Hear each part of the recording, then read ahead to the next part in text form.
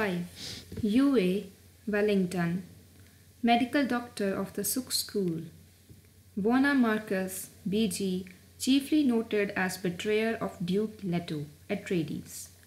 Bibliography Appendix 7, Imperial Conditioning and Betrayal. From Dictionary of Muad'Dib by the Princess Irulan. Although he heard Dr. Yue enter the training room, noting the stiff deliberation of the man's pace, Paul remained stretched out face down on the exercise table where the masseuse had left him. He felt deliciously relaxed after the workout with Gurney Halleck. "You do look comfortable," said Yue in his calm, high-pitched voice.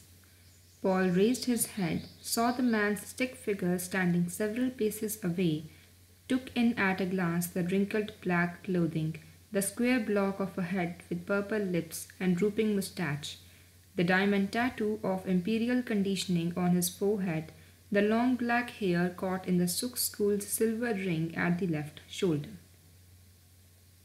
"You'll be happy to hear we haven't time for regular lessons today," Yue said. "Your father will be along presently." Paul sat up. "However, I've arranged for you to have a film book viewer and several lessons during the crossing to Arrakis." "Oh!" Paul began pulling on his clothes. He felt excitement that his father would be coming. They had spent so little time together since the Emperor's command to take over the fief of Arrakis. Yue crossed to the L table thinking, "How the boy has filled out these past few months. Such a waste. Oh, such a sad waste." And he reminded himself, "I must not falter. What I do is done to be certain my Vona no longer can be hurt by the Harkonnen beast." Paul joined him at the table, buttoning his jacket. "What'll I be studying on the way across?" "Ah, the tyrannic lifeforms of Arrakis. The planet seems to have opened its arms to certain tyrannic life forms. It's not clear now. I must seek out the planetary ecologist when we arrive, Dr. Kynes, and offer my help in the investigation." And Yue thought, "What am I saying? I play the hypocrite even with myself." "Will there be something on the Fremen?" Paul asked. "The Fremen?" Yue drummed his fingers on the table, caught Paul staring at the nervous motion, withdrew his hand. "Maybe you have something on the whole Arakian population," Paul said. "Yes, to be sure," Yue said. "There are two general separations of the people. Fremen, they are one group, and the others are the people of the Graben, the Sink and the Pan. There's some intermarriage, I'm told. The women of Pan and Sink villages prefer Fremen husbands, their men prefer Fremen wives. They have a saying, polish comes from the cities, wisdom from the desert. Do you have pictures of them? I'll see what I can get you. The most interesting feature, of course, is their eyes, totally blue, no whites in them. Mutation? No, it's linked to saturation of the blood with melange. The Fremen must be brave to live at the edge of that desert. By all accounts," Yue said. "They compose poems to their knives, their women are as fierce as the men. Even Fremen children are violent and dangerous. You'll not be permitted to mingle with them, I dare say." Paul stared at Yue, finding in these few glimpses of the Fremen a power of words that caught his entire attention. "What a people to win as allies!" "And the worms?" Paul asked. "What?" "I'd like to study more about the sandworms." "Ah, to be sure, I have a film book on the small specimen, only 110 meters long and 22 meters in diameter. It was taken in the northern latitudes. Worms of more than 400 meters in length have been recorded by reliable witnesses, and there's reason to believe even larger ones exist." Paul glanced down at a conical projection chart of the northern Arakian latitudes spread on the table. "The desert belt and south polar regions are marked uninhabitable. Is it the worms?" "And the storms. But any place can be made habitable if it's economically feasible," Yue said. "Arrakis has many costly perils." He smoothed his drooping moustache. "Your father will be here soon. Before I go, I have a gift for you, something I came across in packing."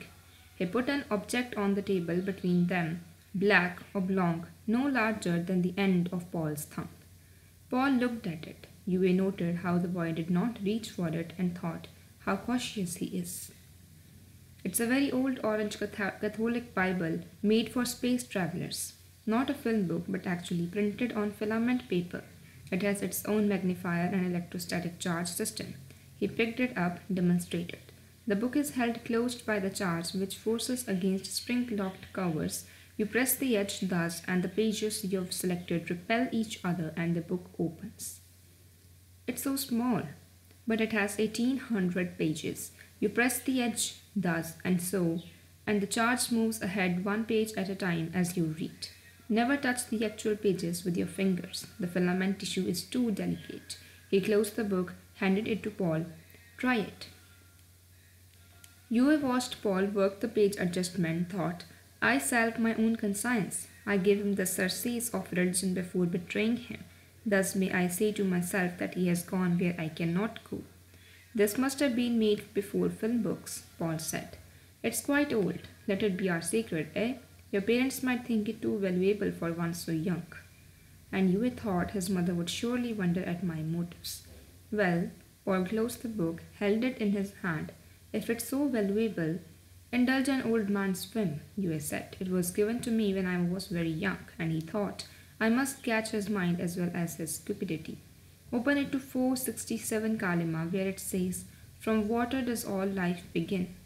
There's a slight notch on the edge of the cover to mark the place.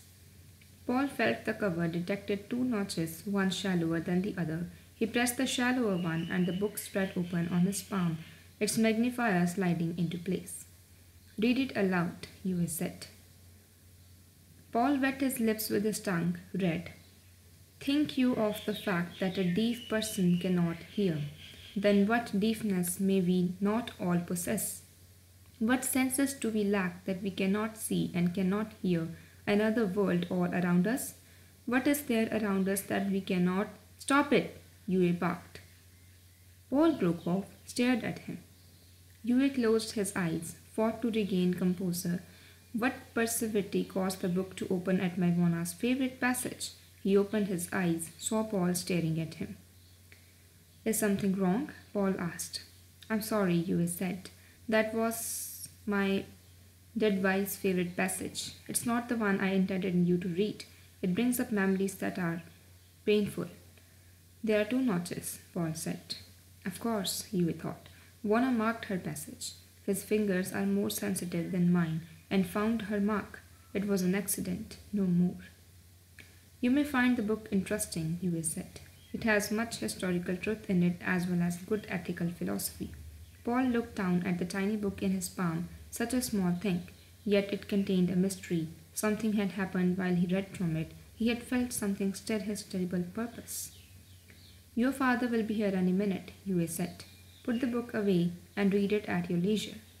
Paul touched the edge of it as Yue had shown him. The book sealed itself. He slipped it into his tunic. For a moment there, when Yue had barked at him, Paul had feared the man would demand the book's return.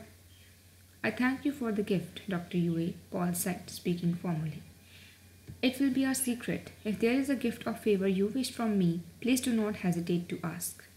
I need for nothing, Yue said. And he thought, why do I stand here torturing myself and torturing this poor lad, though he does not know it? Oi, damn those Harkonnen beasts! Why did they choose me for their abomination?